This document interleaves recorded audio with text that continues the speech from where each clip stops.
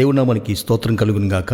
2033 సంవత్సరంలో ఏదో జరగబోతుందని ప్రపంచ క్రైస్తవ్యం చాలా ఆందోళనలో ఉంటున్న సమయంలో దీని గురించిన కొన్ని మాటలను మీకు చెప్పాలని ఆశపడతా ఉన్నాను. అదేంటంటే, యేసుక్రీస్తు శిలువలో మరణించి పునరుద్ధానం చెందింది ఆయన 33వ సంవత్సరంలో. ఈ లెక్క ప్రకారము 2033వ సంవత్సరానికి 2000 సంవత్సరాలు పూర్తవుతాయి. అంటే యేసుక్రీస్తు పునరుద్ధానం చెందిన తర్వాత ఇంకా 7 సంవత్సరాలకు 2000 సంవత్సరాలు పూర్తవుతుంది. 2వ పేతురు రాసిన పత్రిక 3వ అధ్యాయం 8 ప్రకారంగా దేవుని దృష్టిలో 1000 సంవత్సరములు అంటే ఒక దినం వలె ఉన్నది అని రాయబడి ఉంది. దీని ప్రకారంగా వాక్యంలో నుంచి 2 ప్రత్యక్షతలు నేను మీకు చెప్పాలని ఆశపడుతున్నాను.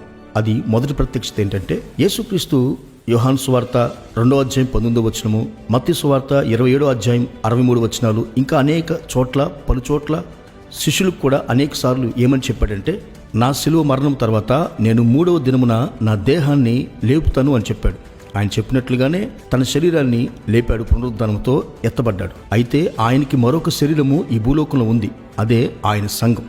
దీనిని బట్టి 1000 సంవత్సరాలు ఒక దినమైతే ఆయన తన శరీరాన్ని లేపి 2033వ సంవత్సరానికి 2000 సంవత్సరాలు పూర్తవుతాయి. అంటే ఇప్పటికీ 1993 సంవత్సరాలు అయింది. మరొక 7 సంవత్సరాల్లో 2000 సంవత్సరాలు పూర్తవుతాయి. దేవుని దృష్టిలో 2 రోజులు పూర్తవుతాయి. 3వ రోజు ఆయన మరొక శరీరమైన సంఘాన్ని ఎత్తబోతా ఉన్నాడు. 3వ దినాన ఏ గంటలో ఏ గడియలో తన శరీరాన్ని లేపాడో తెలియదు, కానీ 3వ రోజు అయితే ఖచ్చితంగా ఆయన శరీరాన్ని లేపుతానని చెప్పాడు. కనుక 2033 సంవత్సరాలకి అంటే ఇంకా 7 సంవత్సరాలకి 2 రోజులు పూర్తి అవబోతా ఉంది.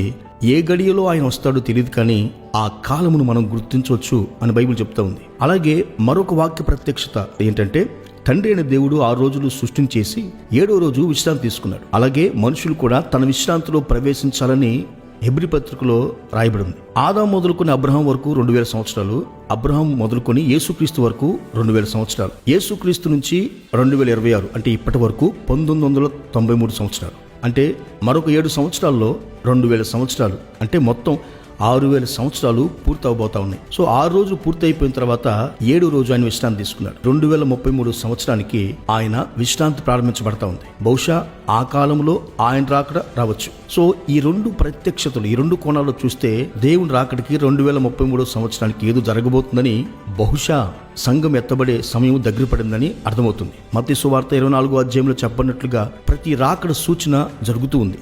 సమస్తం జరిగాయి అన్నట్లుగానే మనకు కనిపిస్తుంది. కాబట్టి సంగమా, 7 సంవత్సరాల్లో ఏదో జరగబోతా ఉంది. బుద్ధి లేని కన్యకల వలె భక్తి విషయంలో అశ్రద్ధ చేయకుండా ఆయన ఎప్పుడు వస్తాడో తెలియదు కనుక మెలకువగా ఉండు. మన విడుదల సమీపించింది. తలలు పైకెత్తండి, సిద్ధపడండి.